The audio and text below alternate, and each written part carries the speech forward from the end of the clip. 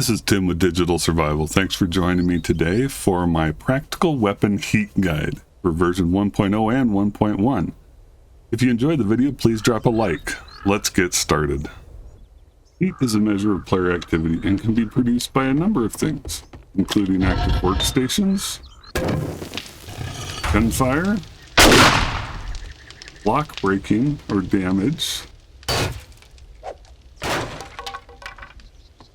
and a number of other activities.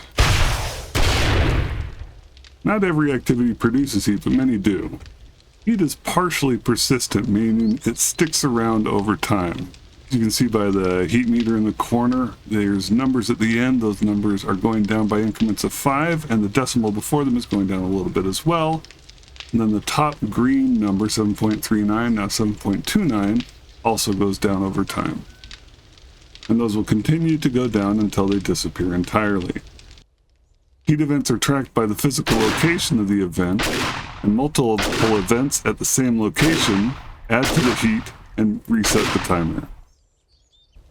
Heat is spread out evenly over a chunk area, so you see my 5.2%, now 5% heat. That's going to be the same anywhere inside this block. This is an 80 by 80 block, and you can see it slowly going down, if you can read that. And that's going to be the same for every individual square within this block. It changes when you leave the chunk. This is a new chunk, a new heat chunk, as well as a new programmatic chunk. Programmatic chunks are 16 by 16. The heat chunks are 80 by 80. When the total heat in a chunk gets above 25, that triggers a screamer check.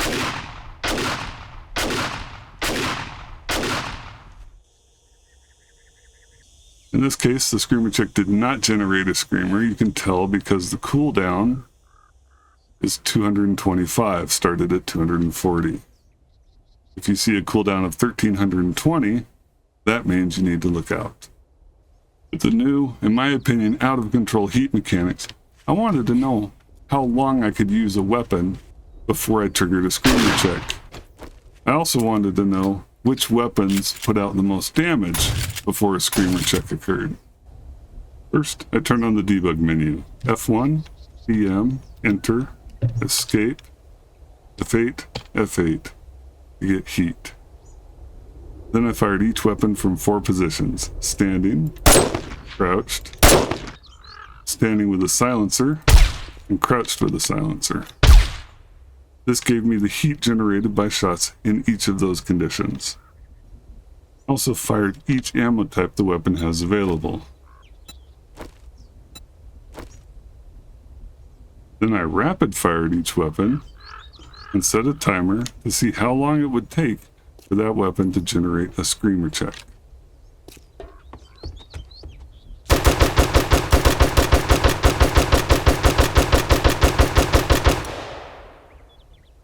That was fast. I also checked whether or not different stealth armors improved your heat bonuses. They do not.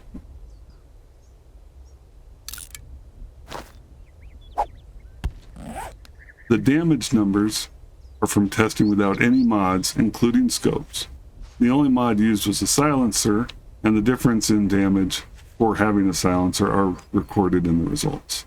In all cases, being crouched generated less heat than being standing. In most cases, being silenced generated less heat than not silenced.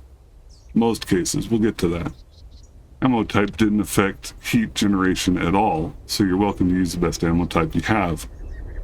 And interestingly, with shotgun shells, using a regular shell and hitting with all 10 pellets does more damage than either breach ammo or AP slug ammo, and in the case of a couple of shotguns, a lot more.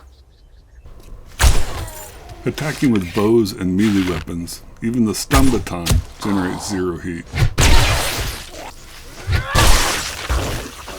Hitting in-game objects with these can generate heat. Metal blocks, especially cars, are likely secondary sources of heat when using a bow or melee weapon. This heat generation is usually 0.2 or less per event. Crouching helps, and isn't going to trigger a screamer check on its own. Exploding arrows and crossbow bolts also generate the same amount of heat as a rocket launcher, 5 per explosion. One thing I found interesting is that there are firearms that generate heat slowly enough that they can't overcome the heat decay rate and will never cause a screamer check. These include the pipe shotgun, pipe rifle, and silenced hunting rifle. The pipe shotgun with a silencer could never get the heat above 8%. The hunting rifle got it up to 24.5, and I really tried to tip it over the top, but it decayed just fast enough to keep me from getting to 25%. That means for people who are super paranoid about generating screamers, using the silenced hunting rifle is the way to go. If you're not worried about a screamer check, you've got several good options. If you want to get a screamer as fast as possible, the M60 is your best bet. I think this might be as fast as auger spamming, certainly faster than the rocket launcher. I was able to generate enough heat for a screamer check in less than 5 seconds with the M60.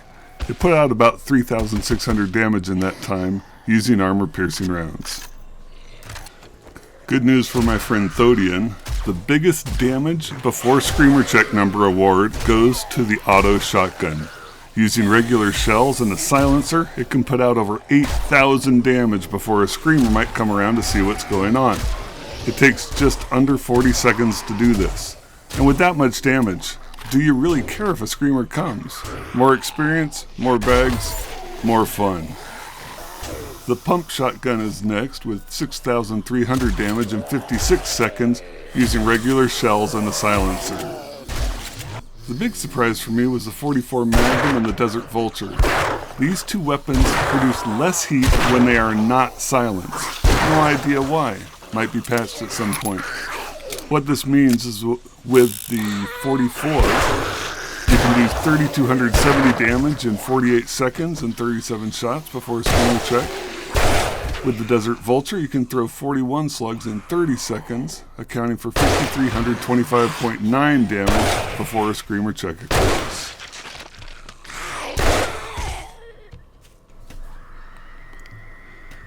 The upshot is, if you get into any kind of mid to late game gunfight, expect a screamer spawn. There are 2 problems with this in my opinion.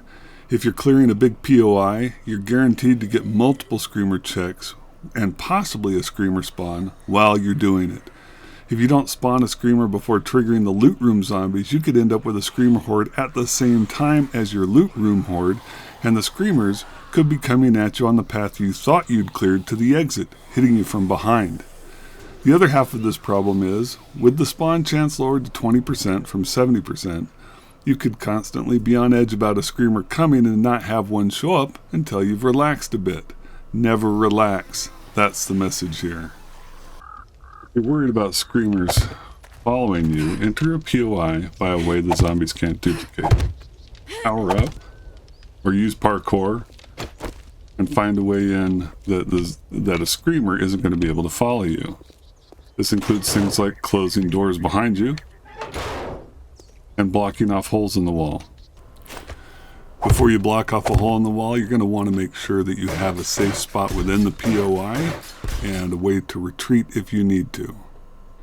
You can also just play with the heat meter on. If it tips over 25% and the cooldown is 240, no screamers are coming right now, and you've got 4 minutes to generate all the heat you want. If a cooldown of 1320 shows up, look out. 1 or more screamers are coming for you right now.